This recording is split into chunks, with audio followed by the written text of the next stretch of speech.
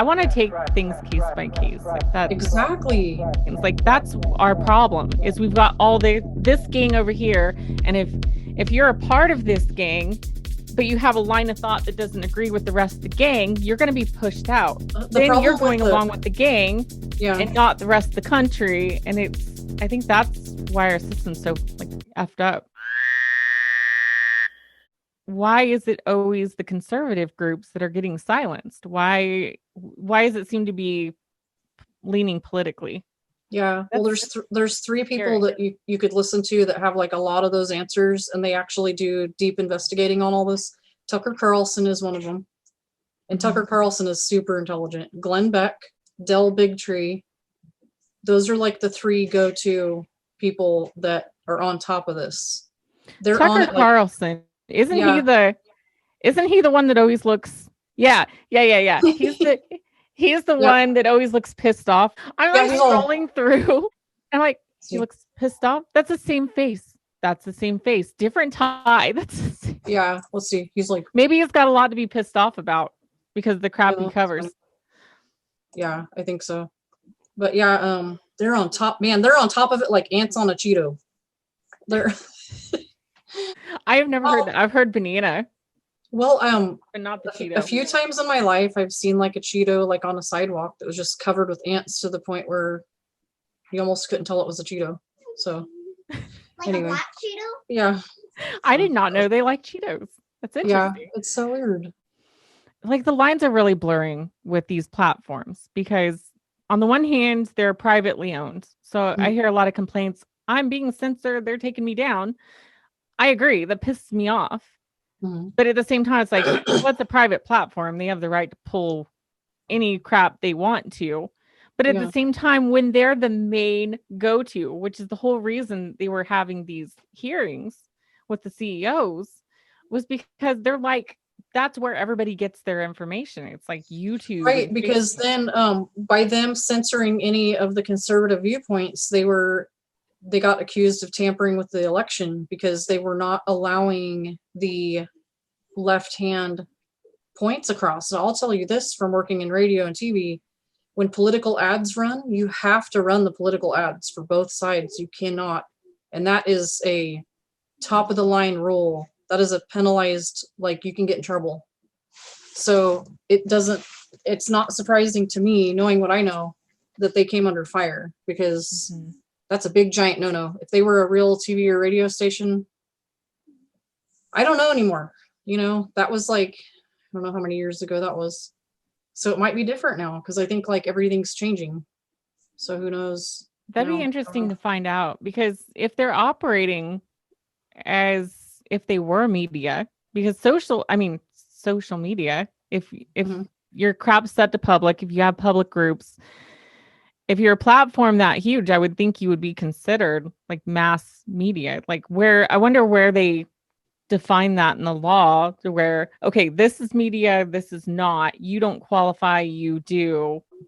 I mean, it is getting too scary though. Like, and I have to say, maybe it sort of influenced me pulling back a little bit this year because there's been some stuff that's happened that I was thinking to myself, you really can't be a free thinker and be in the public eye or you're going to get taken down and taken down hard. And that's not even being left or right. That's just being in the middle, challenging anything. Like, because the left side is so venomous and volatile and so wanting to push their side so hard. To be honest, it turned me off of their side because they have some good things that they're trying to do. I see agree. That. But, you know, I'll tell you, and, you know, like I said, I'm in the middle. Like, I'm not Republican or Democrat. I'm libertarian. But me too. I'm just kind of independent. I'm somewhere floating in this independent space somewhere, but I feel like sometimes that even gets too like much of its own group. I'm just like, I want to take things case by case like that. Exactly. It's like, that's our problem is we've got all this gang over here. And if you're a part of this gang, but you have a line of thought that doesn't agree with the rest of the gang, you're going to be pushed out. Yep. So then you're going along with the gang and not the rest of the country. And I think that's why our system's so like effed up. Yeah. Well, I mean, and that's part of what Biden says is like we need to do a party system. But unfortunately, if we don't have two sides, then there won't be a voting system. There won't be the system of checks and balances. And if votes go away and you just have one like homogenized, what do you call it? Just one central thing that represents everything and everybody, that so imagine if they take away your guns or they're already censoring everybody, but it's too much control. And that's why the Constitution was in place, for exactly so the government wouldn't get control. And when you hear Kamala talking about the first thing we're going to do is take away people's guns, it's like, well, yeah. So when they made drugs illegal, you see how that just, stopped people from doing drugs. Yeah. How'd that work out? And also because criminals are so good at like following rules. No, the only reason 9 out of 10 gun owners, or even more than that, 99%, it's for self-protection. Do you know where she said, sorry to interrupt. Do you know where she said that? Like, I haven't heard her say that. It was a while ago. It was months ago. She said if she got in office, the first thing she would do is try to take the guns away. Say like people voted for Trump per se. That a lot of them just voted for Trump because they don't want China in charge. Because Biden's in bed with China. He and his son have a lot. This is public knowledge. It's not hard to discover this is the truth. He and his son have been doing business with China for years.